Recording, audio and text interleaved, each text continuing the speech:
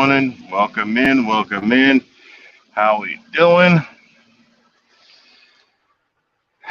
Getting ready to start the day. Getting ready. Getting ready to. Okay, hold on. Let's, let's see here. Let's see here. Let's see here. Come on. Oh, okay. I'm looking at this. Trying to. Oh, okay. This. What a day. What a day. Another day in the life of a truck driver. It's funny. Didn't realize. Well, I don't know. I got, I got fixated on truck driving a while back, and I was really excited at one point. And I remember when I signed up for a truck driving school uh, with a company. It was actually Swift, one of the worst, which actually is Night Transportation merged with Swift, so that's kind of embarrassing. Yeah, you know what I'm saying. But I remember the problem was there was like a lot of desperation in the situation. I was about to, I was on the brink of losing my home. Um, I was a subcontractor for Dish Network, and it just wasn't working out. You know what I'm saying? It just wasn't working out. I wasn't making no money, and I was about to lose my home, and there was just desperation in it. Like I had to learn how to do this and do yada yada yada. And the thing with these big companies, especially Swift, oh my God, you know, they you only have a few minutes on the road. They take you on the road and drive you around in a couple of circles and expect you to pass your driving test. It was really crazy. And I remembered one of the things I had to do was to do a 90-degree back between these two cones. And the instructor said I had it, but then I got nervous and got out of it. And I was just so it, it, I learned a while back that I'm really bad at test taking. I can't. I'm really bad. I freak out. Feel like someone's put a shotgun to my head.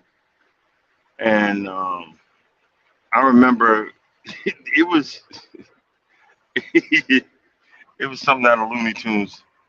Um, we spent all day, practicing backing up and stuff like that. It was only a few days. We had a few days, and that was it. And then, if once you passed, you get on the road and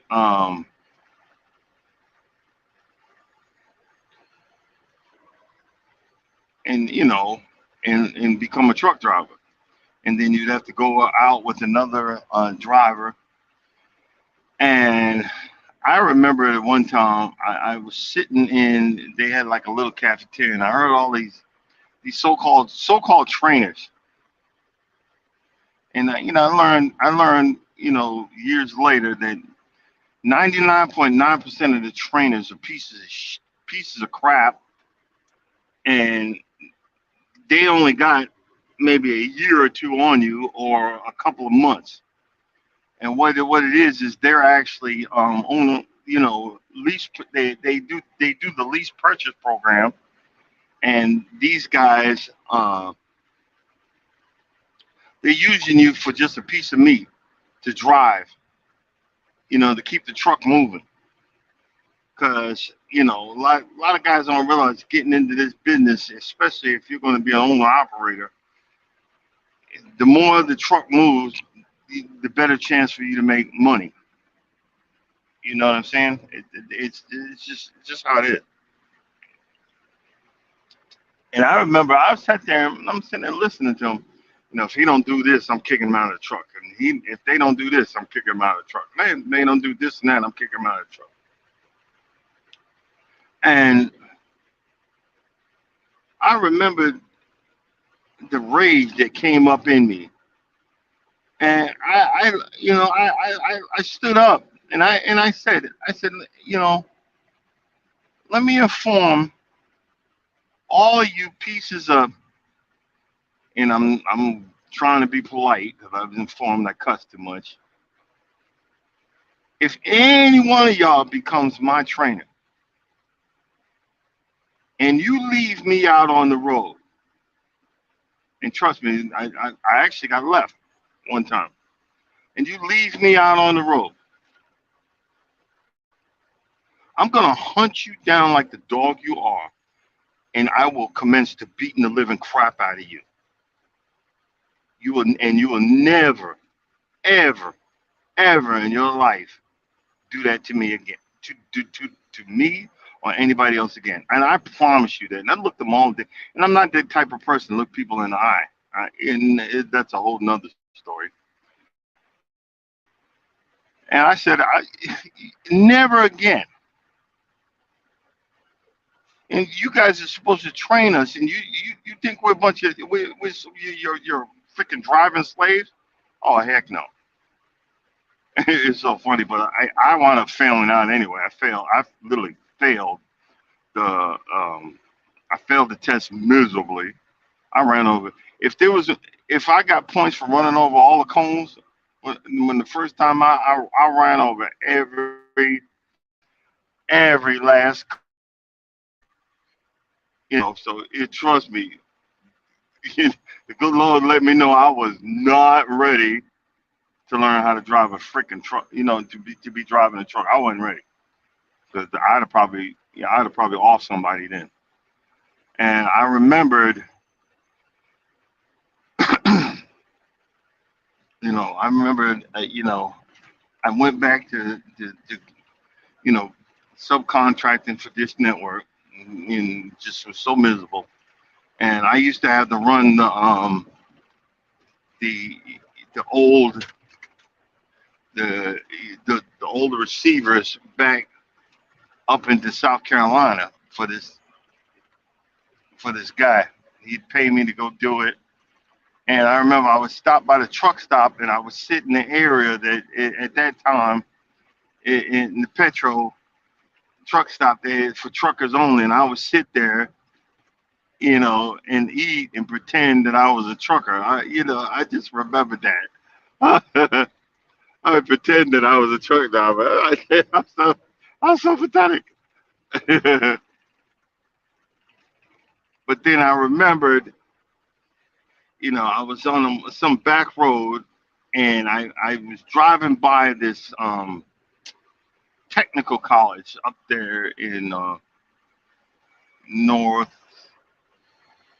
north. It was in northwest Georgia because I lived in Dallas, Georgia, and I was north of there. And I remember them. I've seen these, the practice range, and the people learning and whatever. And I just knew that I needed more. I needed a better way to learn.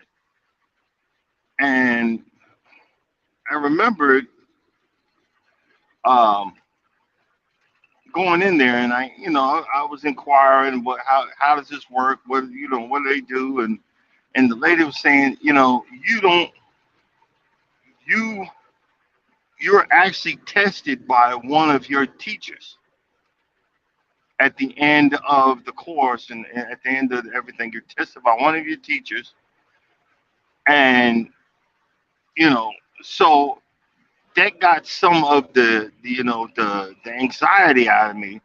And the lady says, and I said, well, how much does it cost? She said, well, the program is actually run by the state. How long have you lived in Georgia? I said, I think about 20 years at the time.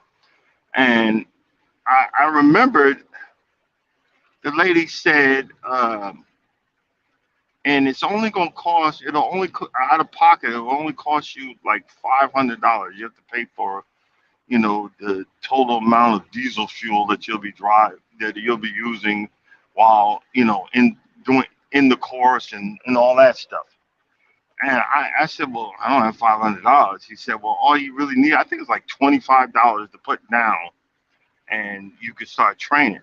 And you could train. It's like it was like from 5 o'clock at night to 10 o'clock at night. And I mean, I remember I almost ripped my pants trying to get to my wallet to put the money down.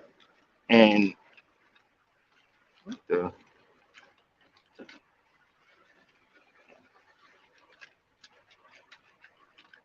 okay, I just made sure. I had to make sure something was there. I'm going through area called Cumberland Gap. Yeah, I know, Charles. Why are you going that way?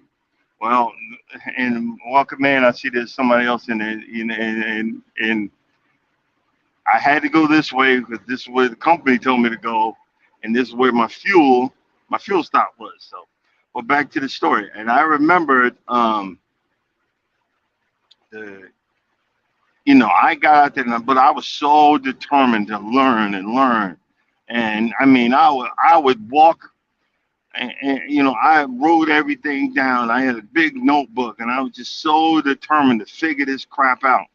And the thing is, they don't tell you when you're learning in an empty trailer. That's wrong. You really need to learn with some weight in this sucker, because everybody thinks truck drivers are stupid, but you got to have some smarts about this, because it's all about physics, and you learn by driving, and they don't really explain that, but now I know. A certain amount, that weight, when you got 45,000 pounds in the back, you learn real quick that just by just by pushing down the brakes ain't gonna stop you. You know what I'm saying? You got to learn how to downshift. You got to, like right now, I'm going downhill. I, I I'm in the automatic, but I can downshift. I just hit the downshift, but I downshift. Or you turn you let off the brakes and let your Jake brake do the work. The Jake brake is like an engine brake that slows the truck down. You learn all that stuff. But back to my story. I remember, because I knew, the last time I was so terrified of how to, I was terrified. And the school that I learned at, they were really cool, but it was really funny because every night when we went out on the road, we were literally taking the driving instructors out so they could go get something to eat. So where the course was, we'd all get in the truck, and we would go drive for 20 or 30 minutes. Excuse me for 1 second.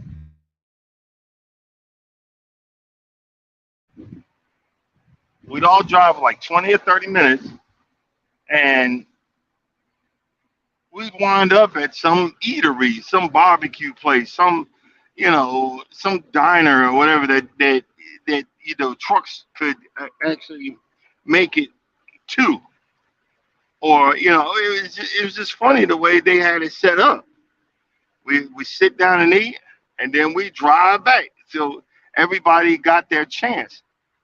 And I remember I didn't have glasses at the time, but I didn't realize how bad my night vision was. I scared everybody in the truck, including the instructor, because we was coming up to one spot when it got dark, and it had a sharp right turn, and I didn't see it till the last minute. and everybody screamed. "Ah!" I was like, oh shoot! And next day, I was at the eye doctor, and the eye doctor was like, this guy had jokes. He was like, man, which way you going when you leave here? I said, well, I'm going on, take a left, and blah blah blah. And I said, good, because I'm not following. I'm not going that way because you blind as a bat. I was like, oh shoot. I was like, dag, doc, it's like that. And he said, oh yeah, it's like that. You we gotta fix you. And I remember after I got my glasses, and I remember after I got my glasses and I got out there,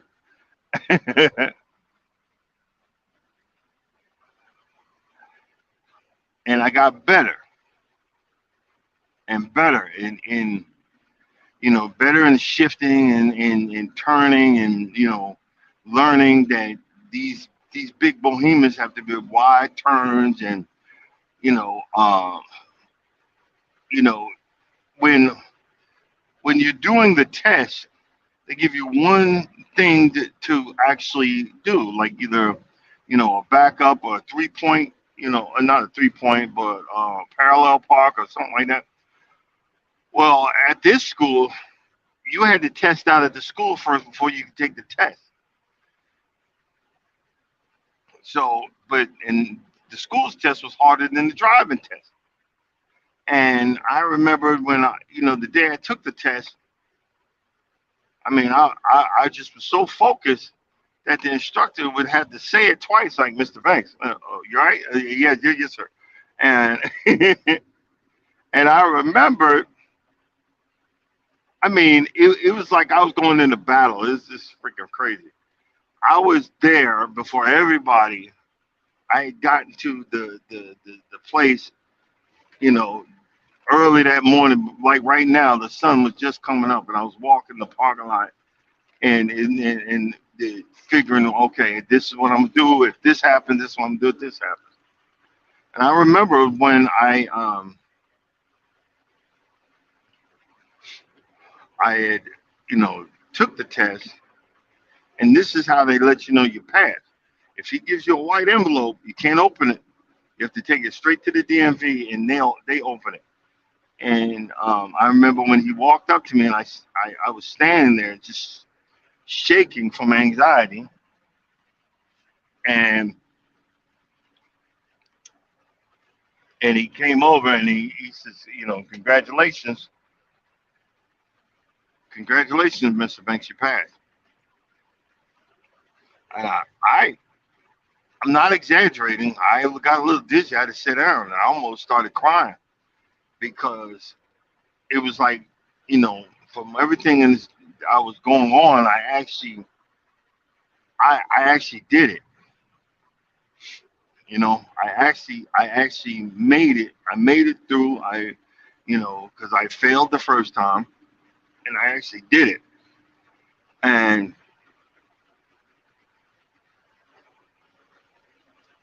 I was at this point, you know, I was still mentally wise. I was. It's kind of hard to explain, but because I was thinking about it this morning, it's funny. I really didn't grow my mental mentality. I didn't really actually grow up until right after, you know, doing all of that right there. And that was, this is something that I accomplished in my mid 40s. You know, it's about like 10 or 11 years ago. And I was in a real bad relationship, and I remember it. I just knew that if once I get into a truck, I'm I'm I'm not coming back. You know, I'm not coming back.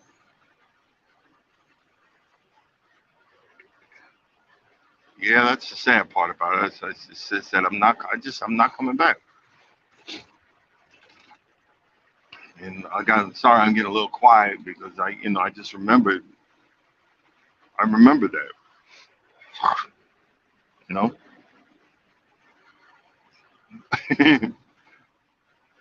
And I remember I got online. There was all these companies would come up there trying to sell themselves, and um, there was one company. When I remember the name, hopefully during this live, I'll pop it out. But this guy was so arrogant, like we're doing you a favor, you know, and it was just freaking hilarious. And and in the process, you had to learn, and that was during the time that I would take it from dispatches and all that, and until I had to grow a pair, because I'd be telling y'all do the right thing, be polite, be nice, yada yada yada. But sometimes people need to know that you ain't the one to be played with either. You know, I mean, hey, Charles finally popped in here. Welcome on, welcome in. And I remembered I had to make a choice, and I remembered I said, you know what? If I go out here, I don't know anything yet. If I get out here by myself, I'm gonna be in some serious. I'm being some serious doo doo. I remember that. I said I need to team with someone else. Maybe I can learn, or we can learn together and stuff like that. And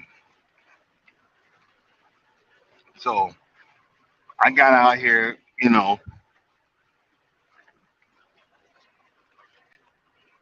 with the team driver. Team driving means while one is asleep, while one is asleep, the other one's driving. You know what I mean? And I remember at one point it became a competition. Like, look, we all drive. That was when they had no. Now you have to have a 30-minute break, but that was when you had to, drive straight through and yada yada yada. And this guy just kept on. I remember one time he just kept on. He just kept on. I'm actually doing more work than you. I'm driving farther, and I'm doing this, and I'm doing that. And you don't realize that. Look, if I do 8 hours, or if I do 10 hours, or 10 and a half, and all of that, we're still team driving. So one day, I remember one day he pissed me off, and we were coming out of somewhere in the west, and I said, you know what, I'm gonna show this sob. And boy, I put the pedal to the metal, and you can't really put the pedal to the metal if your truck is governed. But I remember we'd go, you'd be in the mountains and them downhill runs, and I take the Jake brake off, and I was doing some dumb stuff. I'm just flying. I mean, it was just just flying. And and I remembered I drove like 10 hours and 50, like 10 hours and like 56, 57 minutes, because you're only allowed to drive 11 hours before. And I literally, I didn't pull into a truck stop. I pulled over the side of the road and handed it off to him, and said, this is how it's done. And then I remember after that, I didn't hear another dang on thing from him. You know, And that that was how I learned in the beginning. You know, you learn, and because if you're out here by yourself, you know, I I had to figure out some stuff, and there's a few times, my man caught me. I was about to tear a car up, I was about to tag a car. Hey, and then it just kind of, after a while, it kind of helped. So now, I'm checking on my mirrors. I'm doing all the stuff I'm supposed to be doing. But I remember in the beginning, you don't know until you know. And I just didn't want to be that one. I didn't want to tear up stuff, even though I, eventually did. You know what I mean? I didn't want to. And I started learning. And I remember when you first get out here, boy, you go camera crazy. You're seeing all the sights, and you're seeing all the countrysides, and especially in the West, going on 70 through Utah. You see all big, gigantic mountain ranges, and you're stopping to take a picture, and oh wow, this is great. You're driving through Reno, Nevada. You're taking pictures of the casinos, and you're in Donner's Pass in the mountain range, and you're seeing all the snow, and oh my gosh, not knowing that how dangerous that mess is. In the beginning, you're just taking pictures, and wow, this is awesome. And after a while, you're numb. After a while, you're numb to you're numb to the countryside. You're numb, like, yeah, it's another road. And I remember when I took my wife out because she was so stressed out and was in between jobs. And I said, you know what, babe, come on out on the road so you can, take a break, read a book, yada, yada, yada. And I remember, and that's was, she didn't realize how much that meant to me for her coming out on the road with me. Because anybody else that, I was with, you know, that was beneath them to do something like that. And she came out with me. I remember, I was taking pictures of her getting out of the truck, and her having I got her a night transportation, hoodie and stuff like that. And I remember she was just having, at first she was having a ball until she had to realize, I got to get up in the middle of the night and wake Darren up, and we got to walk across this parking lot so I can go to the bathroom. Yeah, she wasn't happy with that in the freezing cold, but she was loving it when we would, stop at, um, casinos and park while I was asleep. She would be going. She was in the casino playing, and she was just having a ball, and sitting in the seat reading and looking around and going, "Oh wow, this is," taking pictures and stuff. She was just loving it. And I remember I was like, "Yeah, it's another road to me." And because that's how I was when I first got out here. I was like, "Wow, this is awesome," and blah blah blah. And I just, that was another time when I knew that she was the one for me, because I was just enjoying her, watching and enjoying her seeing seeing the countryside, because that's one of the things that she likes. And in me, I was just doing my job. But I remembered that, and it was just so funny that we were, when we came over Cabbage. Cabbage is another. It's it's another mountain pass, and it's named for cabbage because it supposedly looks like a cabbage patch or something crap like that. I don't know, but it's supposedly, it is dangerous because it's one heck of a downhill run. Trust me. And I remember when we had made it over cabbage, and they shut the daggone when we right after we made it over, they shut the pass down, and I didn't know it. And that was another thing that I was learning. Like, look, when you go to certain areas, you need to check the weather. You need to check you know your situation, know what you're getting yourself into. That's what I learned from Charles. And it didn't even dawn on me at the time. I was like, wait a minute, I gotta start figuring this stuff out. I remember, and on our way back, uh, Charles had told me, hey, you better haul ass because there's a storm coming. And when I made my delivery, we was heading back the other way, and almost like slow down. I was like, nah, after slow down, we got to get out of here. And she says, what are you talking about? And I said, well, Charles said there's a storm coming.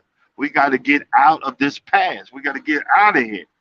And and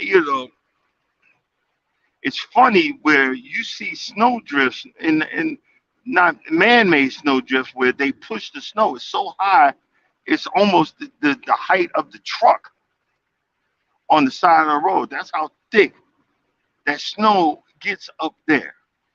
And that's the same snow that trickles down and eventually, comes into the table. Uh, those are the things that you learn, and you learn how to come down a mountain. Nobody taught me how to come down a mountain. I had to ask this guy. My trainer sucked. And I remembered, I said, look, I found the oldest white dude in the parking lot and said, excuse me, sir. And I just look, I don't know what the heck I'm doing. And I just listen, I don't want to, bro, I don't want to die. And I'm going over, everybody says that this is, I remember that was the first time I was going over cabbage. And I said, everybody says this is a dangerous pass. And my trainer don't tell me nothing. All he did was go in the back and go to sleep. And I remember the dude was like, okay. He even told me by mile marker. He said, when you get to this mile marker, whatever gear you're in, stay in that gear. He said, once you make it to the top, whatever gear you're in, stay in that gear. Put your flashers on, put your Jake brake at number 3, and don't don't hold your brake, but pump your brake. Once it gets past a certain number, then start pumping it, slowly pumping it to slow it down. And like right now, I'm doing 57, and I just took my foot off the gas, and the Jake brake is doing all the work. And this is what he was explaining. He said, son, go down that daggone pass at 35 miles an hour, F everybody else, and always do that, because at one point, the one time you don't do that, it's going to be the time when you're dead. He said, so just relax and take it easy. You'll be fine. I mean, he told me like step by step, and I had white knuckled the wheel, and I was doing step by step. And there was trucks, they would give me the finger and blowing the horn and hauling ass by me. I'm like, whatever. And I remember that last stretch. It was like one big old straightaway, but boy, it was an incline. And I was scared, but I made it. And I was like, after that, I remember I said to myself, F this trainer, F this company, And if I got more questions, I would find another trucker. And these old guys, they ain't got no problem telling you, you know, and giving and passing that wisdom over. But before they pass that wisdom over, they'll tell you the whole trucking life story from from the age of from 1967 all the way up till today. And there's nothing wrong with that, because I found out later on,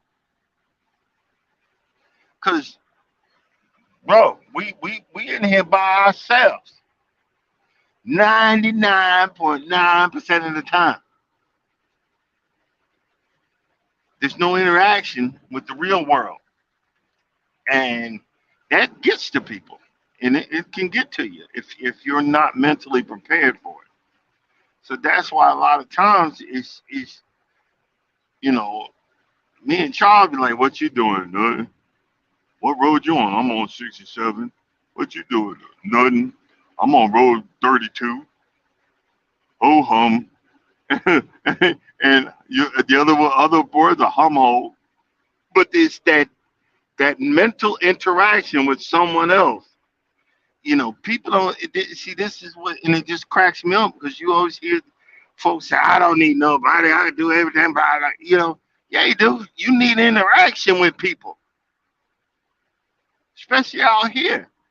Even a few minutes of just saying something, it lets, I don't know, it gives off pheromones or whatever, hormones or something in you to let you know that you okay, you still human.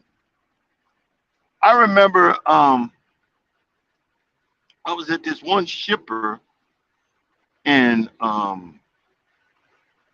it was in Ohio, and I knew what the guy was doing. And I said, it was this driver. He needs somebody to talk to, and he was just talking to the shipper, the guy sitting at the desk,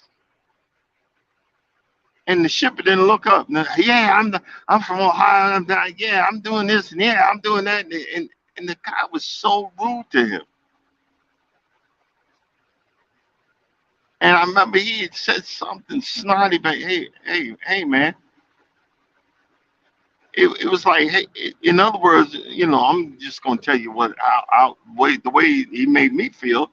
Like, hey, man, I ain't your friend. I'm not here to talk to you. I'm here to put you in the door, and that's it. And the guy, and the guy he looked at me, and I just shook my head, and I'm like, man, you know how that look like? Hey, I'm sorry. I'm sorry for you. You know what I mean? And the guy was like, dang, f you too. But you could tell that's what he wanted. He just wanted someone to talk to. And that's one of the things they don't let you know out here is that interaction. That's why a lot of these jails, they they they stop with that solitary confinement. I'm not saying all of them. A lot of these prisons, because the longer you got a person in solitary confinement, they go cuckoo. They literally go cuckoo. And I remember, for me to get that interaction, I used to go just sit in the lounge. But then that was like during the era, especially at this Trump era, when Trump and all this stuff. I was like, I can't deal with it. So I just need to be by myself. And a lot of times when I get online right now and I'm listening in on these lives, I think that's where I'm getting all of that. I'm getting good morning, welcome in, welcome in. I'm getting that interaction. And that's why, like I said, when I go, I'm into the, I get into the, like you know, auntie that's in there right now. She be talking about the quilts and the shapes and making this and making that. That's so cute and so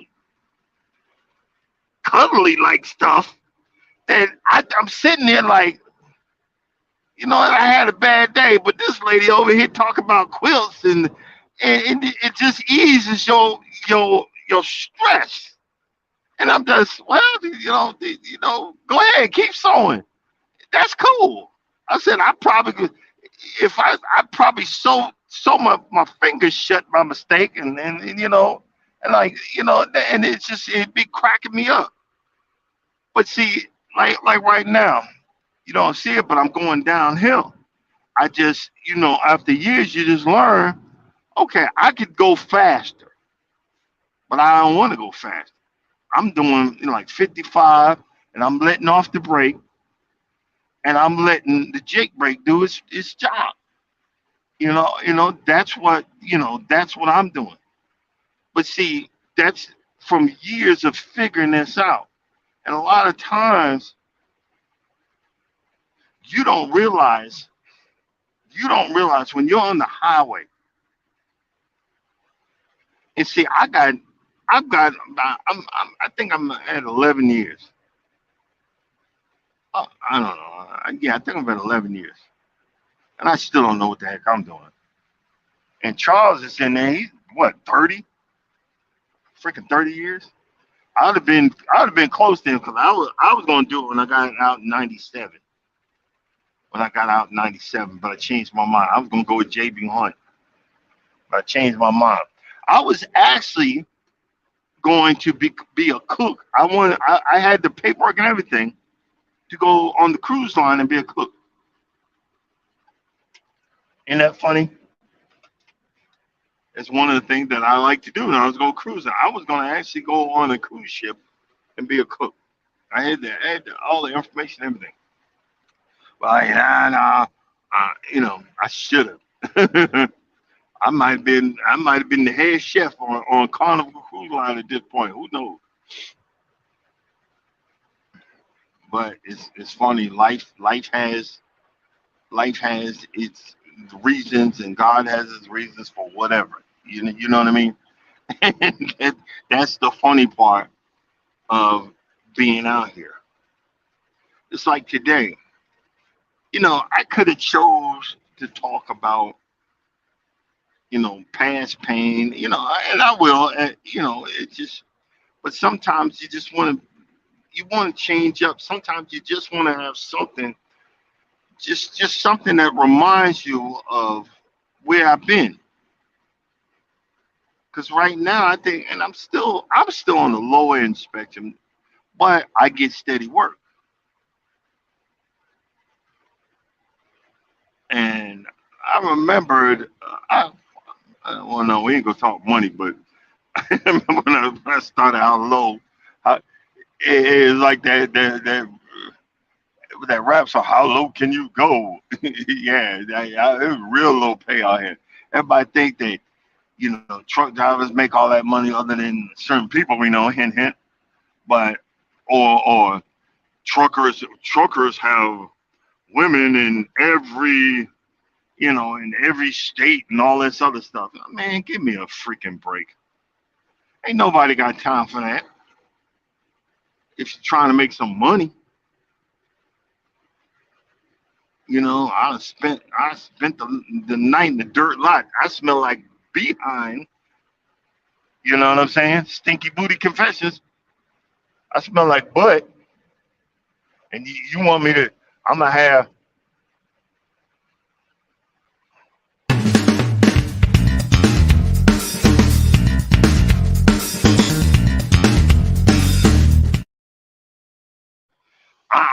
I'm going. You know what I'm saying?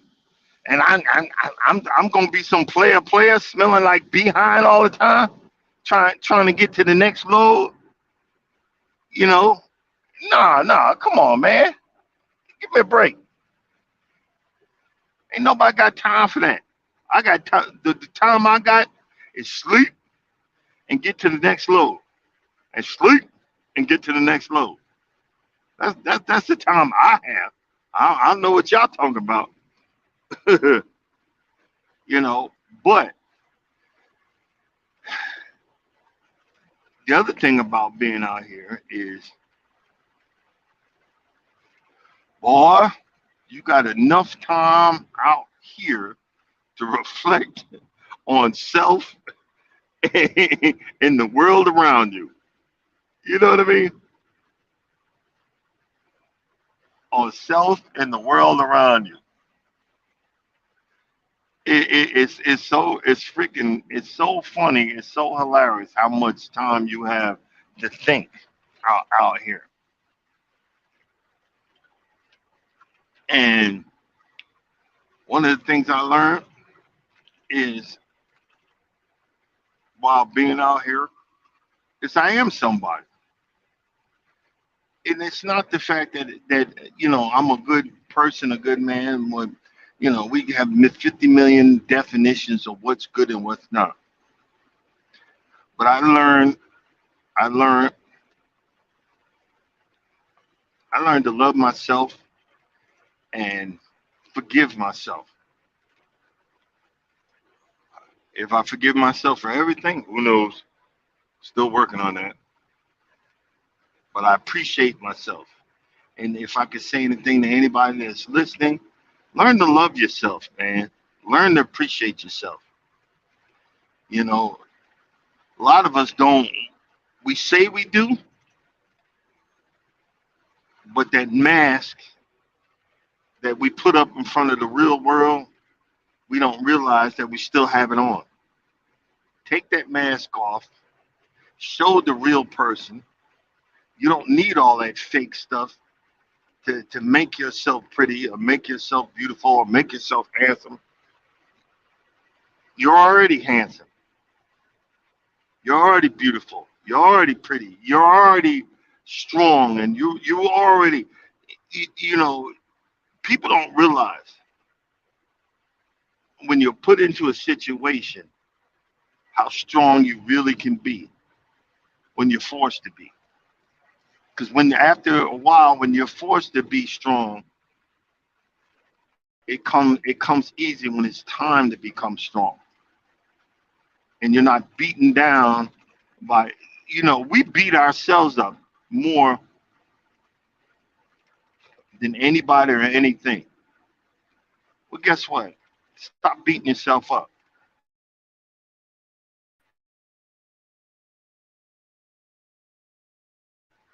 Get back on the horse and try again. Like this, I failed the first time. I literally failed. I failed so miserably. This and I was talking about it earlier. But now, I mean, technically, I've hit the million mile mark already. But by this company, you know, I got about 250,000 miles, somewhere in that range, before I hit the million miles. But technically, I've already driven a million miles because from other companies that I worked at. You know, these are the things that I've learned while I was out here. These are the things I learned to appreciate. These are the things I learned that it's okay. It's okay to make mistakes. It's okay to fail. Because if you fail and you don't get back up and try it again, then that's when you'll never forgive yourself. You know, and I'm so happy because I I really wanted this. Well, I have no idea. Why? I have no idea. But I got back out. I got back up, dusted myself off, and I passed. And I learned. It didn't dawn on me until I was out here how dangerous this can be.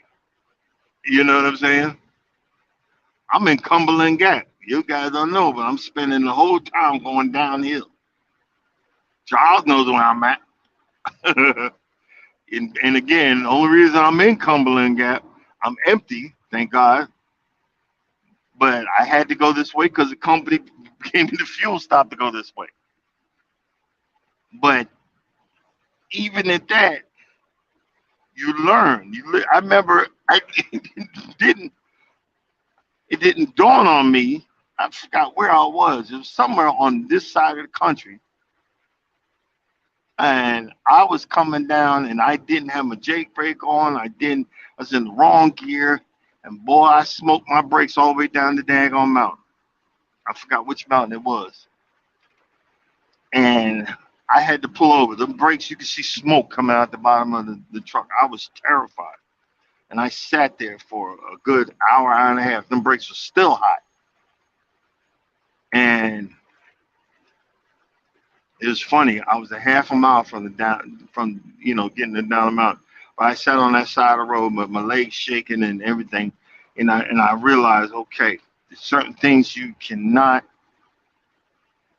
not remember, and one of them is how to go down a mountain, how to go up the mountain, and how to go down the mountain. These are the little things that I learned being out here as a truck driver, and the physics of it. How much weight do I have in the back? Am I weighted properly? Am I weighted on my tandems? Each tandem has to have a certain weight. Am I weighted right so I don't get stopped? And have I checked my truck and trailer? Have I checked my brakes and the oil levels and everything?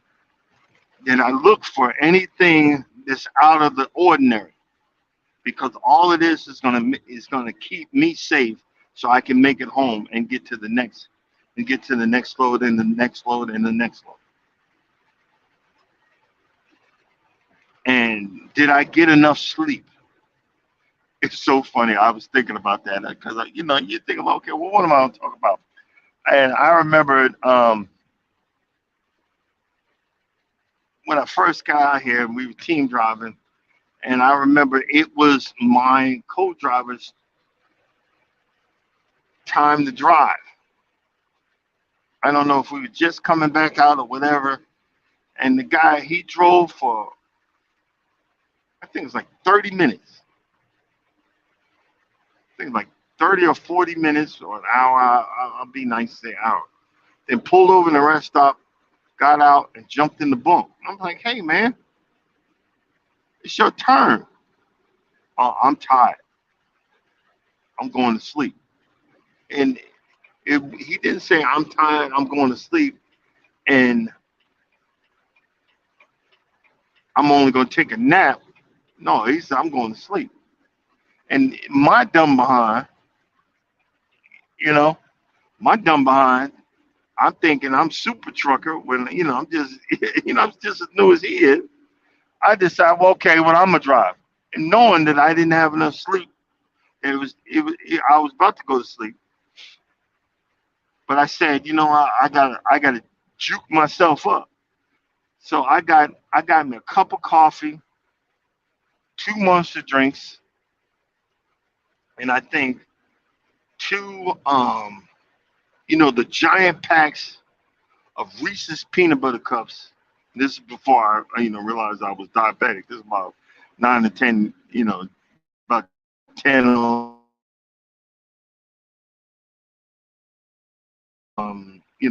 they were like sticks or something like that. But. And I remember I was drinking all that and the peanut butter, and I got so juked up. I thought my heart was about to jump out of my chest, and I pulled over and got out the truck and was walking around with my hand on my chest because my heart was pumping so fast. I had had too much caffeine, too much sugar, which was the wrong thing to do. What I should have did was lay my behind. Look, it's his turn. Whatever. Night, night. I'm going to bed. But I barreled through, and I learned never to do that again. I'm gonna wind up killing myself. That was a really bad. That was a really bad idea. That was a really. I remember that. I was standing in front of the truck with my hand on my chest, like Fred Sanford. Oh, I'm coming in. I'm coming to see you, Elizabeth. You know. I was like, oh crap.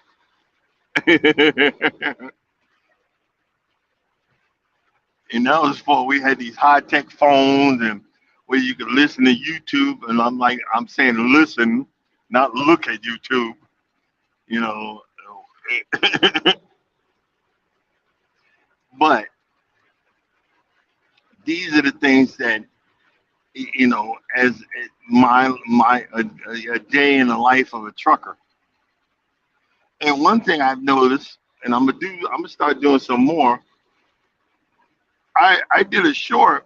Well, I'm in the parking lot. Just I got lucky and backed into my spot for the night. And I remember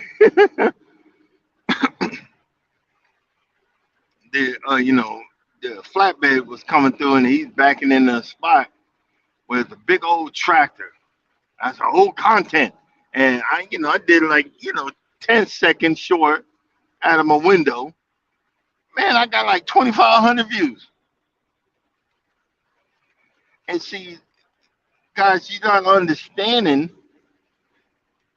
that the little videos that you do, throw some shorts out there out of the videos or make some short videos. What you don't know might be that one that brings you over the top. I'm at like 686 now. That's my, I'm not saying money maker, but that's where I get my subscribers from. So go back into your shorts and the videos that you do. Even if you're saying something, you say something that you think is profound or whatever. Do it short and then say something across the screen. It allows you, when you do the shorts, you could type something in. Like I said yesterday, I was putting in, I did the same video like 5 or 6 times, and I was testing out other stuff. I changed the music. You can, you get like 15 seconds of different music. Just hit that music icon, and you can look and type in, your artist or whatever. I did Star Wars, and I'm getting like all kind of views, and I just was cracking up. And this is the little fun that I'm having doing it. When you do live, if you look back and see if you said something that was profound, or you think that, or even the stuff that you think it's not going to be that you think it ain't going to do, but it might be the one that catches somebody's eye. And people say, wait a minute, I got to check this channel out. Like there's this little, you can tell that either he's a preteen or a teen. That young man, he got a little cart, a lawnmower, and he's out there weeding and I'm like, yo, I'm gonna join dude's channel. He's a young little Caucasian kid. I'm like, those are the ones he's gonna have a big lawnmower conglomerate. Those are the people that you're gonna learn something from. You're gonna see. You're gonna start with them. They start, and don't be arrogant. Some of these folks, I stopped watching them because they start. You could hear it in their voice. They're arrogant. They're getting arrogant. Like I'm the shit. No, not me, brother. I'm trying to figure this out, and I'm having fun. I'm enjoying it. You know, and you guys are helping me. You don't even realize. You're helping me because guess what? Me flapping off at the gums is waking my behind up. Helping me get out here and be positive. Start the day positive. Start the day positive and be positive. And it's so funny. I didn't know. It's so funny because I said it on somebody's live. Because I was, and still am, you know, I say a black geek. I like anime and all that kind of stuff. I listen to different types of music. I listen to all different types of music. Like right now, I listen to the guy's name. It's Hoti. I think I'm probably saying it wrong, but you know, it's Japanese rock and roll. I just love it. It gets me going on in the morning. And I went on the YouTube spectrum. I've been on YouTube since 2011. I was way on the other side of the algorithm, nowhere near my people's, folks that look like me. and, and when I became more into the YouTube and listening and watching and learning about lawn care and the destruction I was wreaking on my lawn, I said, man, I gotta look at me some more YouTube videos. I gotta learn something. I'm getting tired of spending all this money destroying my lawn and actually not cracking open a book. How we met. Excuse me for a second.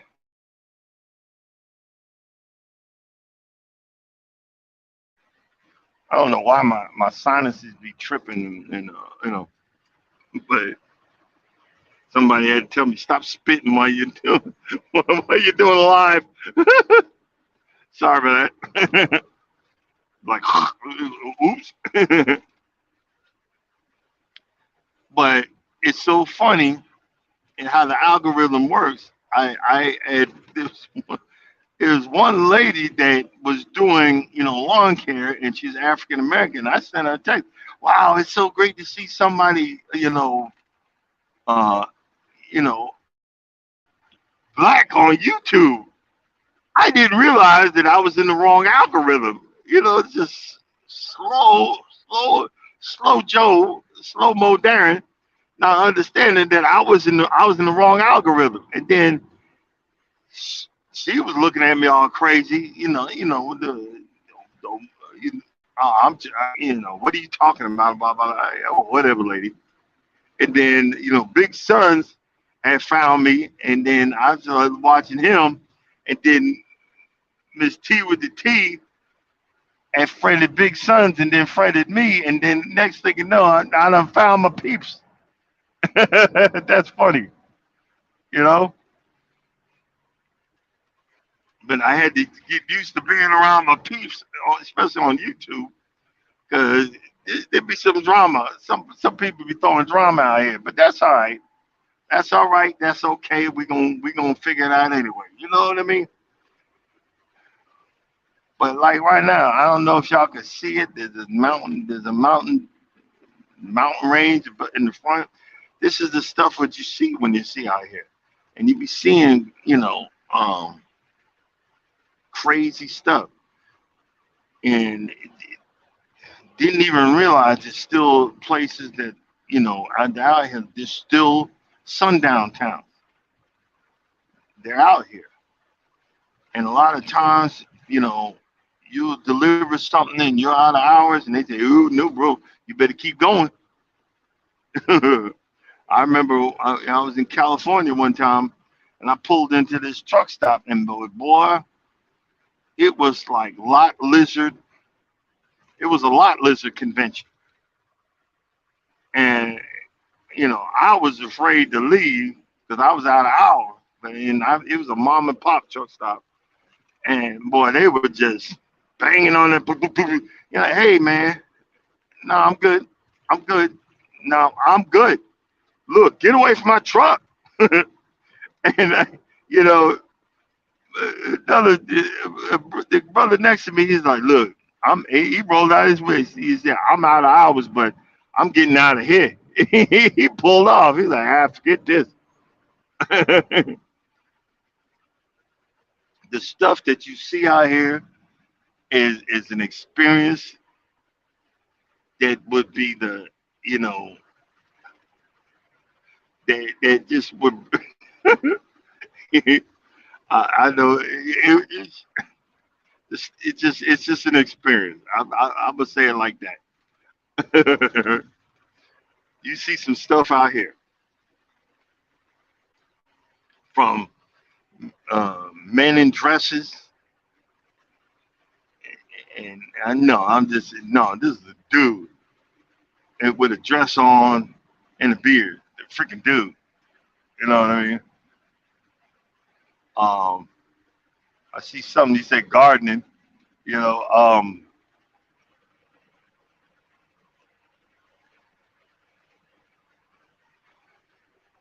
Oh, my pepper plants. Yo, they loving this sun now. What I started doing, I got two in a plastic container. When I stop at night, I put the whole container in the window and let it get more sun. But they yo they growing they are growing. My bonsai tree, all the leaves are coming back. You know, when I stop at the shipper this morning, what I do is I give all my plants just a little. I don't drown them. I just give them a little bit of water every morning. Say hello. Say hello, Mr. Plant. I should have names for them. But I know one thing: when I grow a pepper out of one of these suckers, I'm going to do a. I'm gonna have a cooking class in here, and I'm gonna do a video of me cooking with that pepper. I don't care. I'm gonna really have fun doing it. But it's just yeah. I know I'm all over the place, but it ain't Mumble Thursday. Talk about Tuesday.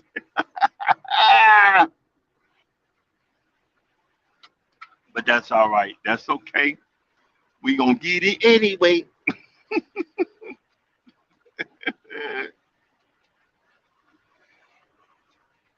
And the the fun thing about how whatever I'm going through right now is I'm just happy to be happy. And sometimes you got to look at the little things in life, guys. Just be happy to be happy, and thank God for every day that you have past the day you didn't think it was going to happen. We don't know the time of the day, but this life, these situations, yeah, we got to work to eat, but everything else is a gift. You know, you don't know what that person like that guy in the car just passed. You don't know what he's going through, what he's got to do. You know, so don't get mad at him. Just assume that he, you don't realize people don't see this big behind truck like you think they see it. They don't know the danger lurks behind this big behind truck.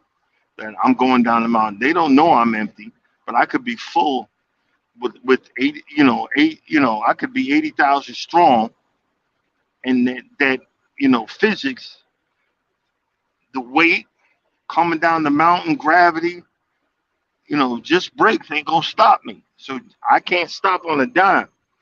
And probably it'll take two or three football fields for me to stop. So just remember that when you come out on the road, don't just jump in front of a truck. Try to give him some good distance before you get in that lane. Because he could be the experienced guy that's got 30 years on him.